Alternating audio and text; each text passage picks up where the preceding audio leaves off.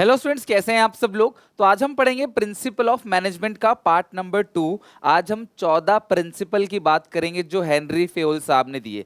Principle of management class 12th का business studies का second chapter है और इसका सेकंड पार्ट हम देख रहे हैं। जो पहला पार्ट था उसके अंदर आपको याद होगा मैंने मैनेजमेंट प्रिंसिपल के कैरेक्टरिस्टिक्स आपको क्लास में ही लर्न करा दिए थे समझा के अच्छे से, और जो इंपॉर्टेंस है वो भी मैंने तुम्हें समझा के अच्छे से करा दिया था। तो फाइनली आज हम हेनरी फेयोल के 14 प्रिंसिपल पढ़ेंगे जो तुम्हें एग्जामिनेशन में बहुत ज्यादा चांस है पूछा जाए, केस स्टडीज के रूप में आए, जिसे आपको क्वेश्चन को पढ़ के रिकॉग्नाइज करना पड़ेगा। और क्लास रियल लाइफ में भी ये प्रिंसिपल्स आपको बहुत काम देने वाले हैं। वीडियो एंड तक देखना। मैं आज एक ही पार्ट के अंदर 14 के 14 प्रिंसिपल्स को क्लास आपको समझा दूंगा, राइट।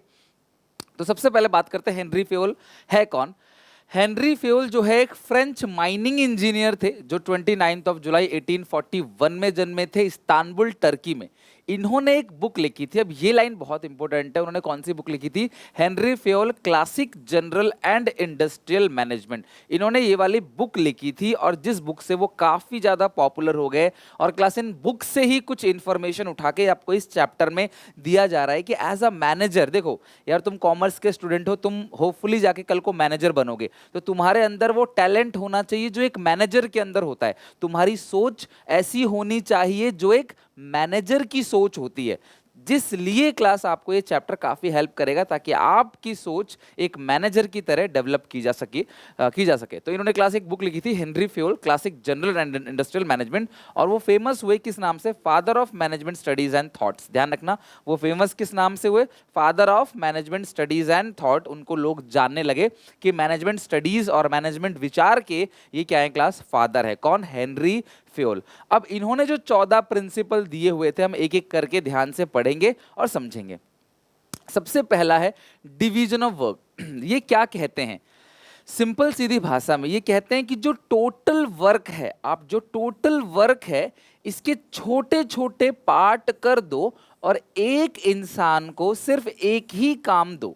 एक इंसान को एक ही काम दो जिसको बोलते हैं वर्क, और उस इंसान को काम दो जो उस काम के लायक हो। यानी कि matching to his skills, qualification, expertise, ability, interest, इन चीजों को देख के एक इंसान को एक ही काम दो। जब वो एक इंसान एक ही काम करेगा बार बार बार बार बार बार, तो वो अपने काम में माहिर हो जाएगा, एक्सपर्ट हो जाएगा अपने काम में, ताकि उसमें स्पेशलाइजेशन आ जाए, कम से कम रिसोर्सेस का वेस्ट करे और समय पे काम को पूरा करके दे।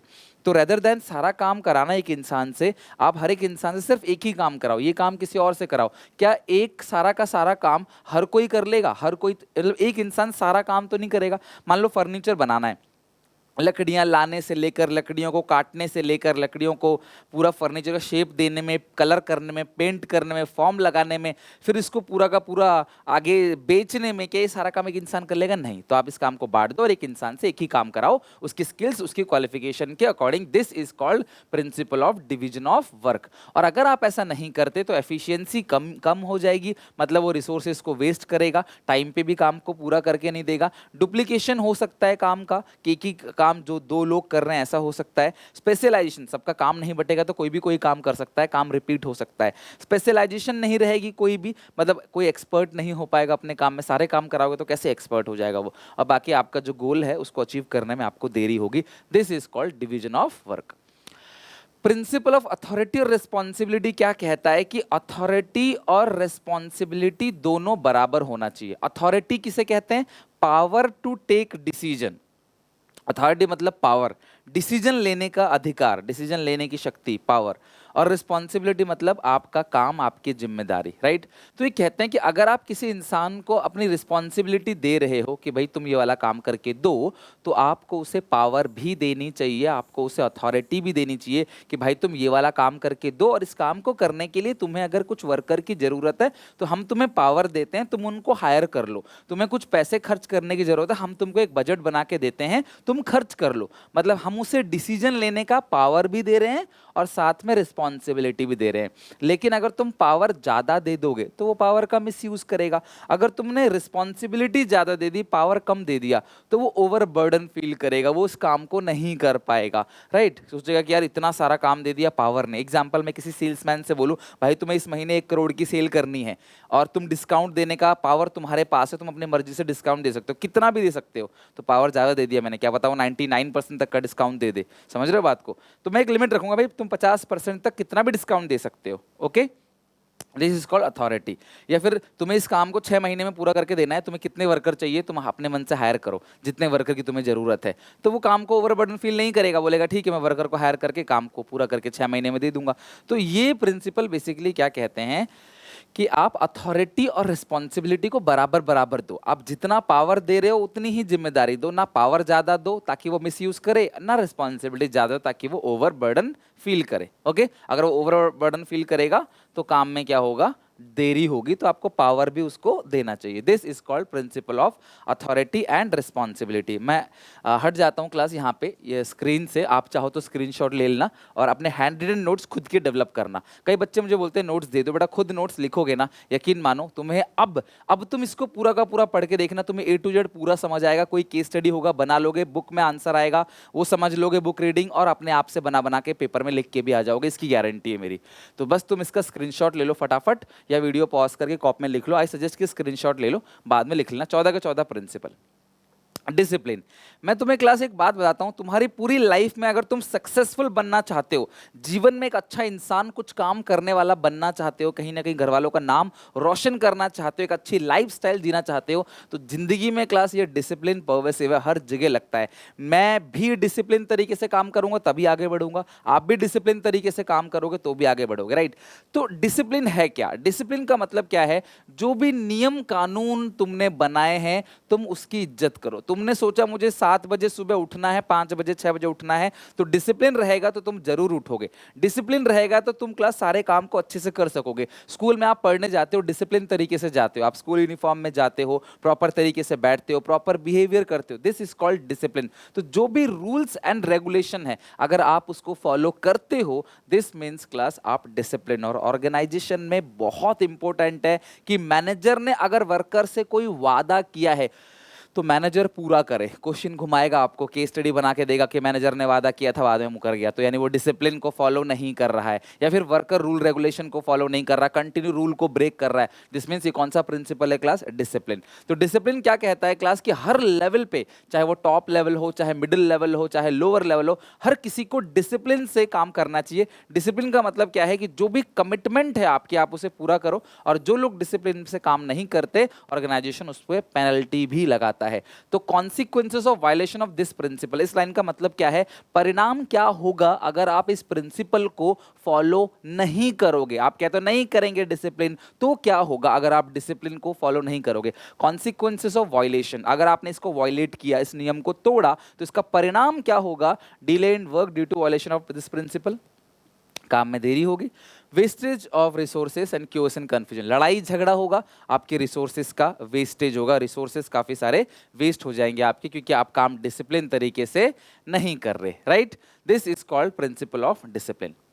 Unity of command. अच्छा, एक चीज आप नोटिस कर रहे हो कि हर प्रिंसिपल हमें कुछ ना कुछ सिखा रहा है। क्या ये सिर्फ एक बिजनेसमैन को अप्लाई करना? नहीं, तुम्हारी लाइफ में भी तुम डिसिप्लिन तरीके से रहो।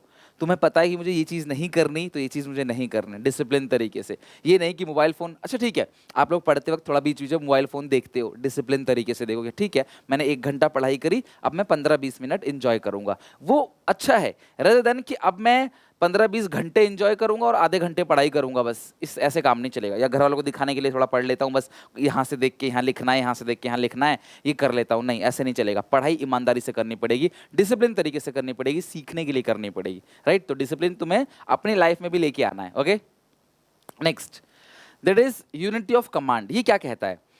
फेयोल का जो ये प्रिंसिपल है, कहता है कि तुम्हें जो कमांड मतलब ऑर्डर, बॉस से जो ऑर्डर लेना है, मेरा बॉस, हाँ बताओ साहब क्या करना है, तो मुझे एक ही बॉस से ऑर्डर लेना है। अगर मुझे 4-5 बॉस ऑर्डर देंगे, एग्जांपल मेरे को एक बॉस ने बोला भाई तुम्हें ये वाला काम करना है, मैं जा रहा था करने के लिए, तुरंत दूसरा बॉस आया, अरे नहीं तुम ये वाला काम पहले करके आओ, मैंने ठीक है मैं जाता हूँ वापस, ये वाला काम पहले करता हूँ। फिर एक तीसरा बॉस आया, नहीं तुम पहले ये वाला काम करके आओ, भैया मैं क्या करूँगा, मैं किसी का काम नहीं करूँगा।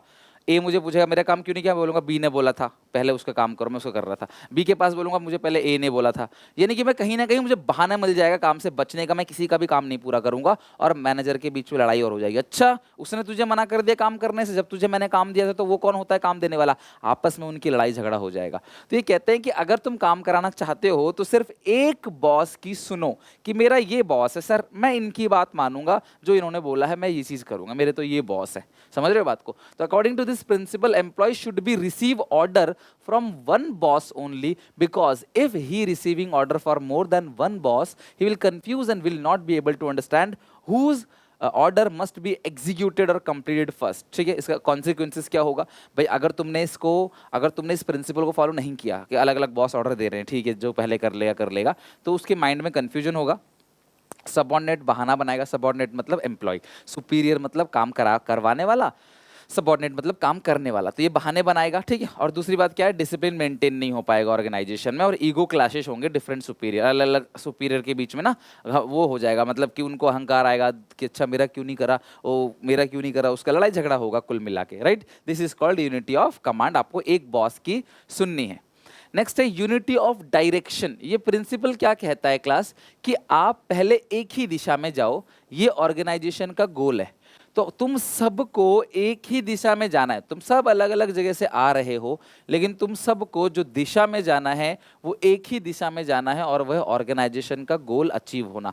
इसको शॉर्ट में बोलते हैं वन हैड वन प्लान, या one unit one plan, one head one plan या one unit one plan. According to this principle all the member of the employees of the organisation must be directed towards one direction. आपको एक ही दिशा में चलना है, पहले ये काम पूरा होगा तब दूसरी दिशा में जाओगे। यानी कि ये एक काम करने गए, वो काम पूरा नहीं किया, कुछ और काम लिया है वो भी पूरा नहीं किया। होता ना आपके साथ पढ़ाई में कि मैं कल इसे खत्म करूंगा, तुरंत ही कोई नया प्लान ले आते हो, फिर मैं इसे खत्म करूंगा, फिर कुछ और आ जाता है दिमाग में। नहीं, एक प्लान बनाओ, जी जान से उसे अचीव करो। मुझे सुनील सर ने मैनेजमेंट पूरा पढ़ा दिया, मैं किसी भी कीमत में मैनेजमेंट अगले 4 दिन के अंदर मैं याद करके दिखाऊंगा।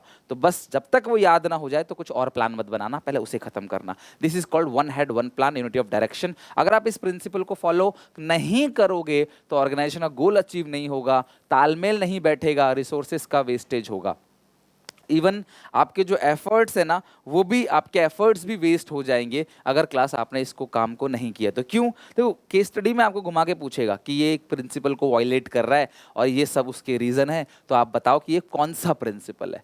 तो यूनिटी ऑफ डायरेक्शन मतलब आपको एक ही दिशा में चलना है, पहले एक गोल अचीव करना है, फिर आपको दूसरे गोल की तरफ जाना है। पहले एक प्लान को डायरेक्ट करना है, फिर आप दूसरे प्लान की तरफ चलोगे। ओके बेटा, 14 का 14 प्रिंसिपल बताऊंगा आज, एंड तक टिके रहना क्लास, बिल्कुल स्किप मत करना, बीच में एंड तक देखना। तुम क्लास में आंसर देने लगोगे, तुम्हारे टीचर के सामने रिस्पेक्ट बनने लगेगी, क्लास में बच्चों की नज़र में एक अलग अहमियत होने लगेगी आपकी, जब आप आंसर देने लगोगे। यार बच्चा पढ़ने लगा, 11th में कैसा था, 10th में कैसा था छोड़ो, लेकिन 12th में मेहनत कर रहा है बंदा, ऐसा फील आएगा, तब कॉन्फिडेंस आएगा, तब अपना आप पढ़ोगे, गाड़ी पटरी पाएगी, अपना आप भागेगी, तुम मेहनत नहीं करनी। जिस तरह से तुम सुबह उठते हो, तुम्हें ब्रश करने के लिए मेहनत नहीं करनी पड़ती, अपना पता उठते जाते हो, आप वॉशरूम में ब्रश वश करके आ जाते हो। इसी तरीके से पढ़ते रहोगे, इसकी आदत हो जाएगी, हैबिट हो जाएगी, इंजॉय करने लगोगे, आपको मजा आएगा। ठीक है। Subordination of individual interest to general interest, इसका मतलब क्या है, खुद के बारे में मत सोचो, सबॉर्डिनेट करो, खुद के बारे में मत सोच के किसके बारे में सोचो, ऑर्गेनाइजेशन के बारे में सोचो, जनरल इंटरेस्ट के बारे में सोचो, खुद के बारे में मत सोचो। एग्जाम्पल, मुझे पता है मैं कॉन्ट्रैक्टर हूं, मुझे एक फ्लाईओवर बनाना है, मुझे पता है मैं इससे माल खरीदूंगा, ये मेरा सगा भाई है, ठीक है, ये मुझे डिस्काउंट दे देगा और प्लस मुझे कमीशन भी दे देगा अगर मैं इससे खरीदूंगा तो, राइट। लेकिन ये गलत माल बेचता है, या फिर मेरा चचेरा भाई है, कजन है, गलत माल बेचता है, लेकिन इससे मुझे फायदा है, मुझे कमीशन देगा। दूसरा आदमी माल अच्छा बेचता है, वो मुझे कमीशन नहीं दे रहा, ठीक है, घूस नहीं दे रहा, तो ये मुझे बोलेगा भाई तुम घूस ले लो और बोल दो कि मेरा सीमेंट जो है वो लग जाए फ्लाईओवर में। मैं बोला ठीक है, उसने मुझे 50 लाख रुपए घूस दे दिया और मैंने 100 करोड़ का कॉन्ट्रैक्ट उठा के इसको दे दिया कि भाई ठीक है तुम जो है वो बना लो। तो वो चीज मैं क्या कर रहा हूं, मैं सबका नुकसान कर रहा हूं, सरकार का नुकसान कर रहा हूं और अपना फायदा कर रहा हूं। This is called the violation of subordination of individual interest to general interest. मैं अपने बारे में सोच रहा हूं, मैं ऑर्गेनाइजेशन के बारे में नहीं सोच रहा। This principle is called subordination of individual interest to general interest. क्या कहता है प्रिंसिपल कि भैया तुम अपने बारे में मत सोचो, ऑर्गेनाइजेशन के बारे में सोचो। ऑर्गेनाइजेशन अगर घाटे में जा रहा है, तुम स्ट्राइक मत करो, अनरीजनेबल डिमांड मत करो, ऑर्गेनाइजेशन के साथ खड़े रहो। कल को ऑर्गेनाइजेशन सर्वाइव कर जाएगी, तुम्हारा भी फायदा होगा। एक और एग्जांपल, मेरी फैमिली गैदरिंग है, एक मेरी फैमिली में मीटिंग है, लेकिन मैं उस मीटिंग को छोड़ दे रहा हूँ क्योंकि इमरजेंसी में मुझे ऑर्गेनाइजेशन में जाना पड़ा, कंपनी को मेरी ज़रूरत है।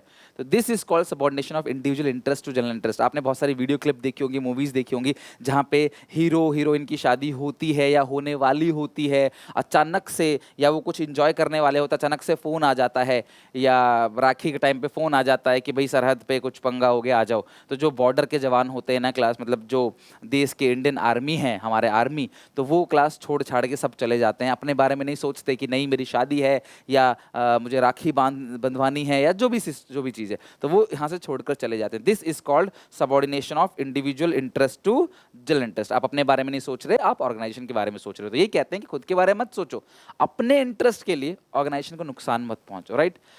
Manager must take decision in the organisational interest, not his personal interest. ठीक है, आपको ऑर्गेनाइजेशन के बारे में सोचना है, ना कि अपने बारे में सोचना है। अपने खुद की नीड्स वांट्स को सेटिस्फाई करनी है ऑर्गेनाइजेशन गोल को पूरा करने के लिए। मैं कंपनी में जाऊंगा तो मेरा गोल ये होना चाहिए कि ऑर्गेनाइजेशन का गोल अचीव हो, ऑर्गेनाइजेशन का टारगेट अचीव हो, ना कि मेरा खुद का कोई टारगेट कि मुझे गाड़ी मिल जाए, मुझे घर मिल जाए, मुझे ज़्यादा पैसे मिल जाए। ऐसा गोल नहीं होना चाहिए, क्योंकि अगर तुम्हारी ऑर्गेनाइजेशन तरक्की करेगी तो तुम भी तरक्की करोगे, राइट। लॉन्ग टर्म में तुम्हें भी फायदा होगा। लेकिन अगर आप इस प्रिंसिपल को फॉलो नहीं करते, अपने बारे में सोचते हो, तो ऑर्गेनाइजेशन का गोल तो अचीव होगा ही नहीं, साथ में लंबे समय में तुम्हें भी घाटा होगा। भैया तुम अगर कंपनी को बर्बाद करोगे, कंपनी बर्बाद हो जाएगी, तो फिर तुम्हें तनख्वाह कौन देगा, समझ रहे हो। तो लंबे समय में तुम्हें ही नुकसान होगा।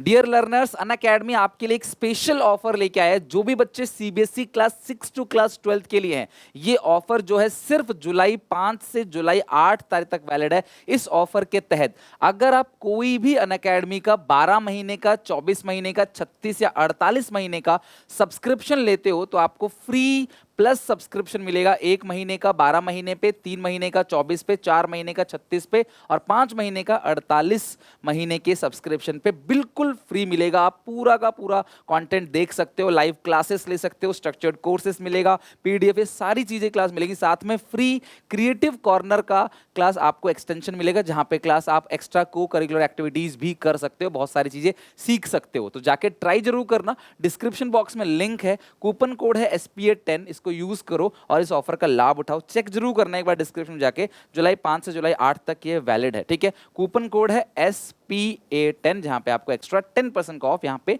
मिल जाएगा इनके साथ। टॉपिक वापस आते हैं, रेमुनरेशन टू पर्सन। अच्छा, ये प्रिंसिपल क्या कहता है? अभी तक हमने 6 प्रिंसिपल देख लिए, अब आते हैं 7th। टोटल 14 प्रिंसिपल है, ठीक है। तो अभी सीट बेल्ट बांधे रखना आराम से, कोई जल्दीबाजी नहीं है। लगभग 10-15 मिनट समझ लो और लगेंगे इसमें खत्म करने के लिए, ठीक है। रेमुनरेशन टू पर्सन क्या कहता है कि यार ये प्रिंसिपल, देखो ये सारे प्रिंसिपल क्या है, गाइडलाइंस है। एज अ मैनेजर मैं इन चीज़ों को फॉलो करूंगा अपने ऑर्गेनाइजेशन में। जैसे क्या कहता है प्रिंसिपल कि यार अच्छी सैलरी दो, ऐसी सैलरी दो कि भैया वो उसको झेल सके। एग्जाम्पल, अगर मैं बेंगलुरु में रहता हूँ, तो बेंगलुरु में रहने का जो है, बेंगलोर में रहने का लाइफस्टाइल अलग है, लोगों को खर्चा अलग है, किराया अलग है। या फिर मैं मान लो कोई ऐसी जगह रह रहा हूँ, थोड़ा सा रूरल एरिया है, ठीक है, वहाँ पे इतने इन्फ्लेशन नहीं है, इतने खर्चे नहीं है। तो यार ये डिपेंड करता है। एग्जाम्पल, नोएडा में खर्चे कम हैं, गुड़गांव में खर्चे ज़्यादा हैं। तो भैया मैं अगर गुड़गांव में कंपनी खोला हूँ तो वर्कर को थोड़ी तनख्वाह ज़्यादा दूंगा। मैं नोएडा में कंपनी खोल के बैठा हूँ तो वर्कर को थोड़ा सा गुड़गांव वालों से कम दे दूंगा तो भी चलेगा, क्योंकि यहाँ के खर्चे कम हैं। मेरी बात समझ रहे हो मैं क्या कहना चाह रहा हूँ? ये फ्लेक्सिबल है।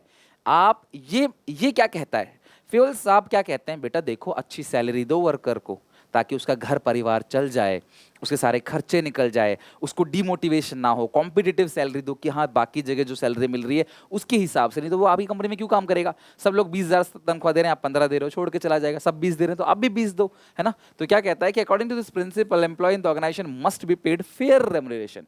अच्छा रेमुनरेशन मिलना चाहिए क्लास, जो से मैक्सिमम सेटिस्फेक्शन दे। मेरे को सब 20 दे रहे हैं तो आप 20,500 दो, 21 दो, कम से कम उसको सेटिस्फेक्शन मिलेगा। जब इंसान सेटिस्फाई रहेगा तो आपके लिए अच्छा काम करेगा, आपकी ऑर्गेनाइजेशन को ऊंचाइयों तक लेके जाएगा। तो this motivate the employ so that they can perform with their best ability. इस प्रिंसिपल को क्या बोलते हैं? Principle of remuneration to person, ठीक है। यानी आप अच्छी तनख्वाह दो। लेकिन अगर आप ऐसा नहीं करोगे, आप बोलोगे नहीं यार कम से कम दो, ज़्यादा काम कराओ, कम तनख्वाह दो आप इनको, तो इसका मतलब क्या है? वर्कर छोड़ के चला जाएगा। Increase in employ turnover, worker जो है छोड़ के चला जाएगा। डिससेटिस्फैक्शन और डिमोटिवेशन हो जाएगा वर्कर के बीच में। तो ये प्रिंसिपल तो बता दिया, बट आपको इसको कैसे लगाना है? अच्छी सैलरी का मीनिंग क्या है? ये कहता है अच्छा दो। अब यूरोप में सैलरी का अलग मीनिंग है क्लास, और यूएस में अलग और भारत में अलग, तो आपको उसके हिसाब से देखना है या अपने हिसाब से आप चेंज कर सकते हो। 7th पॉइंट कहता है। 8th प्रिंसिपल कहता है सेंट्रलाइजेशन और डिसेंट्रलाइजेशन। कोई भी मैनेजर सारा काम खुद नहीं कर सकता, ठीक है, कोई कंपनी का मालिक सारा काम खुद नहीं कर सकता, तो वो क्या करता है, काम को नीचे लेवल पे डेलीगेट करता है। तो जब वो काम को नीचे लेवल पे बांटेगा, लोअर लेवल को बोलेगा भाई तुम सब ये काम करो, तुम सब ये काम करो, तुम्हारा काम ये है, तुम्हारा काम ये है, तुम्हारा काम ये है।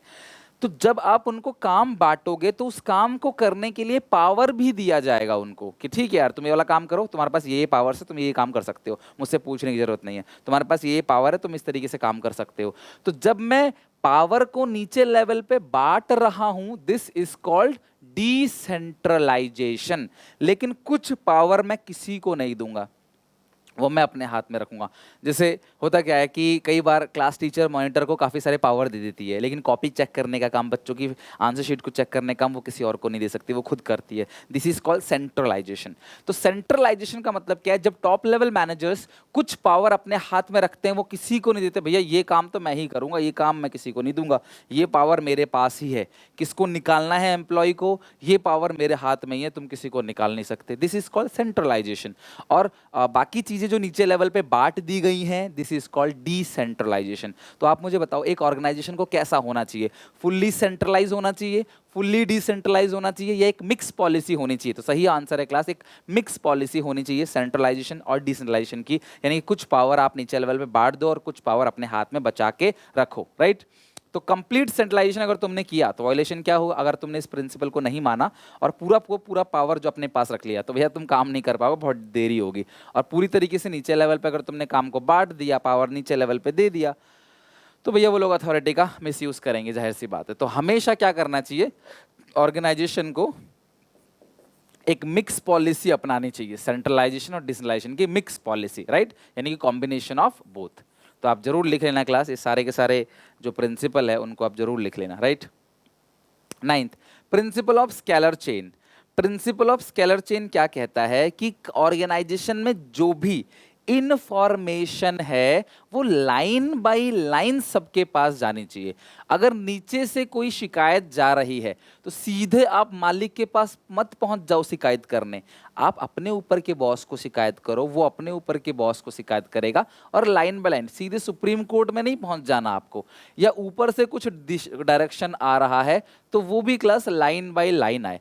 तो टेलर साहब कहते हैं कि आप लाइन बाय लाइन चलो, अथॉरिटी को फॉलो करते, मैं अपने बॉस को बोलूंगा, वो अपने बॉस को बोलेगा, इस तरीके से, या ऊपर से कुछ आ रहा है तो वो अपने बॉस को लास्ट में मेरे तक आएगा क्योंकि मैं सबसे लास्ट में हूं, ठीक है, ऐसा मान लेते हैं। तो ये हो गया क्लास स्केलर चेन। तो स्केलर चेन क्या कहता है कि कोई भी इंफॉर्मेशन हो उसमें स्किपिंग नहीं होना चाहिए। इसका फायदा पता है क्या है, इसका फायदा क्या है कि कोई भी इंफॉर्मेशन हो वो सबके पास जाएगी, कोई छूटेगा नहीं, कोई बचेगा नहीं, कोई ये नहीं कह सकता कि यार अच्छा मुझे तो नहीं पता था, क्योंकि इंफॉर्मेशन लाइन बाय लाइन सबके पास जाएगा, चाहे नीचे से ऊपर चाहे ऊपर से नीचे। लेकिन अगर कोई इमरजेंसी है, अगर कोई इमरजेंसी इंफॉर्मेशन है, तो यहां पे फेवल साहब ने कहा शॉर्टकट भी अलाउड है, ए डायरेक्टली डीजी को कांटेक्ट कर सकता है। This is called gang plank. क्या कहते हैं क्लास इसको, गैंग प्लैंक, गैंग प्लैंक, ठीक है, जहां पे शॉर्टकट अलाउड है। इसमें क्या कहते हैं कि भैया लाइन ऑफ अथॉरिटी, जो ये स्केलर चेन है ये बात किसकी करता है, लाइन ऑफ अथॉरिटी की, chain of superior from highest to lowest rank. Fayol insist करता है that the chain must be followed strictly in the organisation. भैया स्ट्रिक्ट तरीके से फॉलो होना चाहिए चेन, कोई भी इंफॉर्मेशन किसी से छूटना नहीं चाहिए, information must be pass through everyone, no skipping is allowed. But in case of urgent work, अगर अर्जेंट वर्क है तो क्लास आप डायरेक्टली किसी से कांटेक्ट कर सकते हो। This is called gang plank. This leads to systematic flow of information. इससे फायदा क्या हो, कोई कम्युनिकेशन बैरियर नहीं रहेगा, कोई रुकावट नहीं रहेगा किसी के बीच में कि भैया कोई रुकावट पैदा हो गया, इस तरीके से भी कुछ नहीं रहेगा। बैरियर ऑफ कम्युनिकेशन का मतलब क्या है कि मैं आपको कुछ बोल रहा हूं लेकिन आप समझ नहीं पा रहे, या आप उस वे में नहीं समझ रहे जिस वे में आपसे मैं कह रहा हूं, राइट। तो this is called communication barrier. तो कोई भी गैप नहीं रहेगा डिसीजन में, जो है क्लास देरी हो सकती है, ऑब्वियस है क्लास, अगर इंफॉर्मेशन सबके पास से जाएगा तो डिसीजन में कहीं ना कहीं देरी होगी, इसका डीमेरिट है, डिसीजन में देरी होगी। लेकिन क्लास अगर आपने इस प्रिंसिपल को वायलेट किया, देर में भी कम्युनिकेशन गैप, कोई किसी को कुछ पता नहीं रहेगा, और अथॉरिटी रिस्पॉन्सिबिलिटी रिलेशनशिप में भी कुछ भी क्लैरिटी नहीं रहेगा कि कौन किसका मालिक है और कौन किसका क्लास वर्कर है, राइट। तो ये प्रिंसिपल बहुत इंपॉर्टेंट है, principle of scalar chain. Next है class principle of order. Next principle है प्रिंसिपल ऑफ ऑर्डर। अब देखो यहां पे ऑर्डर का मतलब क्या है कि मैन और मटेरियल, ठीक है, यहां पे ऑर्डर का मतलब क्या है, मैन और मटेरियल, हर इंसान हर सामान अपनी जगह पर होना चाहिए। There must be a fixed place for everything, चाहे मैन हो चाहे मटेरियल हो, ताकि अगर कोई इंसान किसी सामान को या किसी इंसान को ढूंढने निकलता है तो उसे सही समय पे क्लास वो इंसान या सामान मिल जाए, जिससे उसके, अब मुझे बताओ कितनी अच्छी चीज़ है, तुम्हारे घर पे भी तुम्हारी मम्मी ये चीज़ इस्तेमाल करते हैं ना कि बच्चे की चीज़ यहाँ पे, सब चीज़ यहाँ पे, ढूंढना हो तुरंत मिल जाएगा। सोचो घर का पूरा सामान बिखरा हुआ है, तुम कोई चीज़ ढूंढोगे तुम्हें मिलेगा नहीं। तो इस this is called principle of order. In this principle order does not mean command. Order का मतलब कमांड नहीं है, यूनिटी ऑफ कमांड वाला नहीं है, ये यूनिटी ऑफ कमांड वाला नहीं है, but it refers to orderly arrangement of man and material.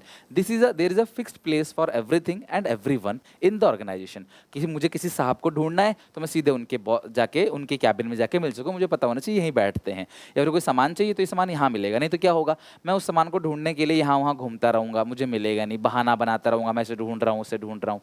तो इसीलिए हर चीज़ की प्रॉपर जगह होना चाहिए, जिससे आपका एनर्जी बचेगा, आपका टाइम बचेगा। लेकिन अगर आपने ऐसा नहीं किया तो समय पे, सही समय पे जिसे तुम कांटेक्ट करना चाह रहे हो उससे कांटेक्ट नहीं कर पाओगे, देरी होगी काम के अंदर, एनर्जी वेस्ट होगा और आपका रिसोर्सेस भी वेस्ट होगा। सीधी सी बात है, एक वर्कर आपके यहाँ 8 घंटे काम करता है, 2 घंटे वो ढूंढने ढांडने में अगर वेस्ट कर देता है तो भैया वो 6 घंटे काम कर रहा है, 8 घंटे की तनख्वाह ले रहा है, तो आपको नुकसान भी होगा। तो हर चीज़ को क्लास ऑर्डर में प्रॉपर ऑर्डरली होना चाहिए, हर चीज़ अपनी जगह पे होना चाहिए। बहुत प्यारा प्रिंसिपल है प्रिंसिपल ऑफ इक्विटी। तो इक्विटी का मतलब ये नहीं कि सबको बराबर बराबर सैलरी दो। इक्विटी का मतलब क्या है, जस्ट जो ट्रीटमेंट कर रहे हो आप सबके साथ बराबर बराबर ट्रीटमेंट करो। जैसे स्कूल के टीचर क्या होते हैं, बहुत सारे टीचर होते हैं स्कूल के, जो बच्चा उनसे ट्यूशन लगवाएगा उनके साथ अच्छा ट्रीटमेंट करेंगे, उनको पहले ही एक टेस्ट दे देंगे जिससे क्वेश्चन आने वाला होगा पेपर में, उनके पेपर में नंबर भी अच्छे हो जाएंगे, वो भी खुश, उनके माँ बाप भी खुश। और जो बेचारे ट्यूशन नहीं पढ़ते या किसी और से पढ़ते हैं उनको डंडा करना चालू कर देते हैं, उनको इंसल्ट करना चालू कर देते हैं। This is the वॉलेशन of principle of equity. तो प्रिंसिपल ऑफ इक्विटी क्या कहता है कि आपके लिए सब समान है, rule regulation is for all, और सबके साथ समान ट्रीटमेंट होना चाहिए, किसी प्रकार का कोई पर्सनल भेदभाव नहीं करना चाहिए, ना रिलीजन बेसिस पे ना जेंडर बेसिस पे कि ये मेरे गांव का है इसको छुट्टी दे दो, ये मेरे गांव का नहीं है इसका प्रमोशन मत करो, ये लड़का है ये लड़की है, लड़की ने बोला साहब छुट्टी चाहिए, हाँ बिल्कुल है, लड़का कहता है छुट्टी चाहिए, अरे चल छुट्टी लेगा, काम नहीं करता, इस तरीके से। या फिर काले गोरे का भेदभाव नहीं करना चाहिए, रिलीजन के बेसिस पे, धर्म के बेसिस पे, या फिर आप कह लो आपके बिलीव के बेसिस पे कि तू किस पार्टी को सपोर्ट करता है। कई बार होता है ना, सोशल मीडिया पर लड़ाई हो जाती है कि एक को कोई सपोर्ट कर रहा है, दूसरा उसे गाली दे रहा है, फिर तीसरा, जहाँ जानना पहचान, लेकिन लड़ाई चालू है पूरी की पूरी। तो यही चीज़ है क्लास, ये कहते हैं कि इक्विटी का मतलब क्या है कि आपको किसी के साथ भेदभाव नहीं करना है। और यहाँ पे जो इक्विटी का मतलब शो किया जा रहा है कि देखो यार, ये देखो कितना गलत है, ये बेचारा छोटा है, इसको सबको बराबर बराबर दे दिया, ये नहीं है, ये सबको बराबर बराबर दे दिया, भी छोटा देख नहीं पा रहा, तो ये क्या कहते हैं कि भैया इसको आप थोड़ा ज़्यादा दे दो, क्योंकि बच्चा ये देख नहीं पा रहा, ये शायद जो गेम है आप देख लेना क्लास, बेसबॉल होगा जहाँ तक है, या कोई और लग रहा है तो देख लेना, मुझे नहीं पता। तो यहाँ पे इसको ये दिया, इसको जरूरत नहीं है क्योंकि ये ऑलरेडी क्लास बहुत लंबा है। तो प्रिंसिपल इक्विटी क्या कहता है, क्या कहता है, ये साहब कहते हैं fair and just treatment to employ will put their maximum effort only when they are treated with kindness. ठीक है, हृदय आप ना क्लास कोमल रखो, सबके लिए, सबके साथ काइंडनेस के साथ ट्रीट करो, किसी के साथ ऐसा मत करो, सबके साथ जस्टिस होना चाहिए, अन्याय मत करो किसी के साथ। अब अगर मैनेजर बायस्ड होगा वर्कर्स के साथ डील करने में एम्प्लॉय के साथ, तो एम्प्लॉय डिससेटिस्फाई हो जाएगा और क्लास वो अपना बेस्ट एबिलिटी से काम नहीं कर पाएगा, हारा हुआ निराश बंदा कभी अच्छे से काम नहीं कर पाएगा और लॉन्ग टर्म तक वो टिकेगा भी नहीं, वो छोड़ के चला जाएगा। इक्विटी का मतलब क्या है कि क्लास सेम सैलरी देना नहीं है, यहाँ पे same disciplinary rules, leave rule, छुट्टी के जो रूल होते हैं क्लास, ये सारी चीज़ें क्लास जो मतलब कि irrespective their grade, position, gender, language, caste, belief और नेशनलिटी, इस बेसिस पे नहीं होना चाहिए। अगर तुम सारे वर्कर को बराबर ट्रीट करोगे ना, यकीन मानना क्लास, तो तुम खुद एक स्टूडेंट हो, तुम्हारी क्लास टीचर सबको बराबर ट्रीट करती है तो तुम्हें अच्छा लगता है, सिमिलरली तुम अच्छे से परफॉर्म करते हो। अगर वर्कर के साथ इक्वल ट्रीटमेंट दिया जाए, सबको एक साथ देखा जाए, सब बराबर है भैया, तो जाहिर सी बात है क्लास यहाँ पे वर्कर की एफिशिएंसी बढ़ेगी, वर्कर क्लास अच्छे से परफॉर्म करेगा, अपनी बेस्ट एबिलिटी से परफॉर्म करेगा, वो छोड़ के नहीं जाएगा। Stability of tenure of personal मतलब एम्प्लॉय। ये कहते हैं फेवल साहब, क्या कहते हैं, मतलब इन्होंने कितनी काम की बातें बताई यार, रियल लाइफ में अगर तुम 14 प्रिंसिपल को अप्लाई करोगे ना, यकीन मानो क्लास बहुत आगे चले जाओगे। इन 14 प्रिंसिपल में बहुत कुछ जो है हमें हेनरी फेउल साहब ने सिखा दिया है, ठीक है। ये कहते हैं कि कोई भी वर्कर अगर कंपनी में आता है तो कोशिश करो वो वर्कर लंबे समय तक टिक के काम कर सके। Employees are the most important asset of every organisation. और अगर तुम्हारी कंपनी के एम्प्लॉयज जल्दी जल्दी छोड़ के चले जा रहे तो तुम्हें नुकसान होगा। क्यों? एक वर्कर आया, एक तो उसको हायर करने में मैंने खर्चा किया, पहले उसका अखबार में डाला है ना, ऐड डाला, वो आया, उसका पूरा सिलेक्शन किया हमने 10-15 दिन के अंदर, फिर उसको जॉब लेटर दिया, ज्वाइनिंग लेटर दिया, वो कंपनी में काम करता है, फिर उसकी ट्रेनिंग कराई, उसकी ट्रेनिंग में काफ़ी सारा खर्चा किया, फिर एक कोई नया एम्प्लॉय तो वो सीखता है तो रिसोर्सेज को वेस्ट करता है, कंपनी के संसाधनों को खराब करता है। हम बोल रहे कोई बात नहीं, नया है, सीख रहा है, जब वो सीख साख के एकदम 6 महीने में ट्रेंड हो जाता है, फिर वो यहाँ से कल्टी मार लेता है, कहीं और चला जाता है। तो आप फ्रीक्वेंट ट्रांसफर मत करो, फ्रीक्वेंट टर्मिनेशन मत करो, ऐसा मत करो कि वो छोड़ के चला जाए। एक एम्प्लॉय लंबे समय तक टिक के काम करेगा तो आपको क्लास उसका फायदा मिलेगा। लंबे समय तक कोशिश करो कि टिक के काम करे, किसी भी तरीके से वो लंबे समय तक काम करे, खुशी से काम करे। ये है stability of tenure of personal. लंबे समय तक रोको, 20 साल 30 साल 40 साल काम करे वो। अगर वो ऐसा नहीं करता है, जल्दी चला जाता है, तो आपका नुकसान है। फिर एक नया एम्प्लॉय आएगा, फिर उसके लिए खर्च करोगे, फिर वो चला जाएगा छोड़ के, फिर एक नया आएगा, वो चला जाएगा छोड़ के। तो ध्यान रखना, according to this principle the management must provide feeling of job security. Worker की जॉब सिक्योर होनी चाहिए, उसको ऐसा फील आना चाहिए कि भाई मेरी जॉब जो है वो सिक्योर है। Because with the feeling of insecurity job the employ can not contribute the maximum. तो भैया अपना मैक्सिमम कभी कंट्रीब्यूट नहीं करेगा, वो छोड़ के चला जाएगा। और अगर आपने इस प्रिंसिपल को वायलेट किया कि नहीं चलो जाने दो, तो आपका रिसोर्सेज का वेस्ट होगा, फ्रस्ट्रेशन हो जाएगा, वर्कर डिससेटिस्फाई होगा, और क्लास वो आपको भी नया एम्प्लॉय ढूंढने में काफ़ी खर्चा और काफ़ी समय लगेगा कि फिर एक नया एम्प्लॉय। यार एम्प्लॉय बड़ी मुश्किल से मिलते हैं, सामान आसानी से मिल जाता है। मुझे अगर एक मशीन खरीद के लाना हो तो मैं आसानी से खरीद के ले आऊँगा, लेकिन मुझे एक एम्प्लॉय रखना हो तो मुझे बहुत कुछ सोचना पड़ेगा, है ना। एम्प्लॉय में दिमाग होता है, तो उस दिमाग का वो अच्छे से यूटिलाइज करेगा तो अगर आपके फेवर में है तो अच्छा है, अनफेवर में है तो आपका नुकसान है, आप सैलरी देने के बाद भी। तो वर्कर को लंबे समय तक रोक के रखो, तभी तुम्हारा फायदा होगा। 13 इज प्रिंसिपल ऑफ इनिशिएटिव। ये भी बहुत अच्छा प्रिंसिपल है, तुम इसे रियल लाइफ में भी अप्लाई करना, ठीक है। और कुछ एग्जाम्पल देखो, हर चीज को ना अपनी जिंदगी से जोड़ो, क्योंकि तुम्हें सीखना है, सिर्फ पेपर में नहीं लिखना, तुम्हें सीखना है। तो ये क्या कहता है? कहता है कि वर्कर को कॉन्फिडेंस में लो, वर्कर को कोई काम देने से पहले वर्कर की सजेशन को वेलकम करो। मुझे कोई काम कराना है, मैं वर्कर के ऊपर थोपूंगा नहीं कि तुम सबको ये काम करके देना है, मैं ऐसे नहीं कहूंगा। मैं क्या बोलूंगा? क्या आप सब मेरे साथ मिलके इस काम को अचीव करने में मेरी मदद करेंगे? अगर आप और हम मिल जाएं तो हम इस टारगेट को मिलकर अचीव कर सकते हैं। This is called principle of initiative.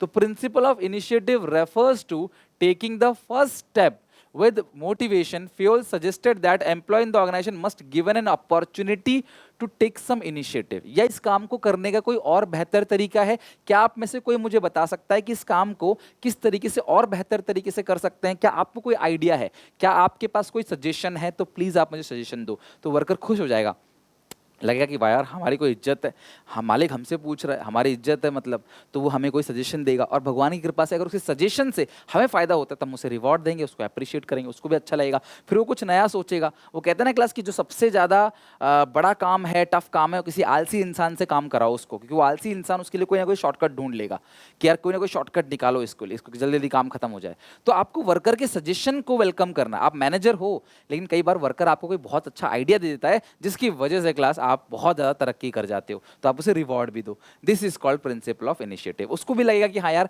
मैं ऑर्गेनाइजेशन का हिस्सा हूँ, मैं कुछ हूँ, और क्लास उसको फील आएगा कि भैया कि मैं ऑर्गेनाइजेशन का एक पर्सन हूँ, मैं भी ऑर्गेनाइजेशन का हिस्सा हूँ, तो मोटिवेटेड रहेगा और वो जो अपनी बेस्ट एबिलिटी है उससे वो परफॉर्म करेगा। लेकिन अगर आप इस प्रिंसिपल को वायलेट करते हो तो वर्कर डिमोटिवेट हो जाएगा और ओवरबर्डन फील करेगा क्लास, और अपनी बेस्ट एबिलिटी से परफॉर्म नहीं करेगा। देखो यार, कोई भी इंसान अपनी बेस्ट एबिलिटी से अपना बेस्ट कब देता है? जब वो खुश रहता है, जब वो खुश है, सेटिस्फाइड है कि हाँ मेरा मालिक मेरे लिए है, मैं कंपनी का हिस्सा हूं, तो वो काम अच्छे से करेगा। अदरवाइज क्या करेगा? वो बस देखता जाएगा कि मालिक देख रहा है तो काम करेगा, कंपनी को अंदर से अंदर कोसेगा, कंपनी को नुकसान पहुंचाएगा, छुप छुप के काम सही से नहीं करेगा, कंपनी को बर्बाद करने के बारे में सोचेगा। और अगर वो खुश है तो वो कंपनी को आबाद करने के बारे में सोचेगा। तो ये इनिशिएटिव प्रिंसिपल बहुत इंपॉर्टेंट है कि भैया आप जो है वर्कर को कॉन्फिडेंस में लो काम देने से पहले, और साथ में क्लास उनकी सजेशन को वेलकम करो। ये नहीं कि अच्छा तू वर्कर है तू मुझे बताएगा, चल अपना काम कर, ऐसे मत बोलो उसको। उसको बोलो हाँ यार आपका सजेशन बहुत अच्छा है, मैं अप्रिशिएट करता हूँ, मैं इसे जरूर लागू करके देखूंगा। आप इसे लागू करो, देखो, विचार करो उसके ऊपर, अगर वो अच्छा लग रहा है क्या पता क्लास उसे बहुत फायदा हो जाए। तो वर्कर के सजेशन को वेलकम करो, आप सुन लो एटलीस्ट, ठीक है, हैव पेशेंस, ठीक है। 14th और आखिरी प्रिंसिपल है जो कहता है आई को वी से रिप्लेस कर दो। तुम सारे बच्चे मुझे बताओगे, हमने एक जगह और पढ़ा था, मैं हिंट दे देता हूं, मैनेजमेंट का चैप्टर है, हमने वहां पे कहां पढ़ा था। देखते हैं कितने बच्चे सीरियसली पढ़ रहे हैं। मैं आज कमेंट पढ़ के देखूंगा सब बच्चों के, ठीक है, कि कितने बच्चे सीरियसली पढ़ रहे हैं। और मुझे बताओ आई को वी से जो रिप्लेस करता है वो हमने कहां पढ़ा था मैनेजमेंट के अंदर। ये पता क्या कहते हैं, ये कहते हैं कि आप जो है वो मान लो 10 शूज बनाने हैं, ठीक है, तो आप 10 शूज बनाने के लिए 10 इंसान को मत बोलो, 10 अलग अलग इंसान को मत बोलो कि तुमको एक एक शूज बनाना है, सबको एक एक शूज बनाना है, ऐसा मत बोलो, ठीक है। आप एक ग्रुप बना लो 10 मेंबर्स का, ठीक है, आप एक ग्रुप बना लो कितने मेंबर्स का, 10 मेंबर्स का, 10 मेंबर का आप एक ग्रुप बना लो। और हर मेंबर को ध्यान रखना, 10 मेंबर का आप एक ग्रुप बना लो और इस ग्रुप को बोलो कि तुम्हें 10 शूज बनाना है।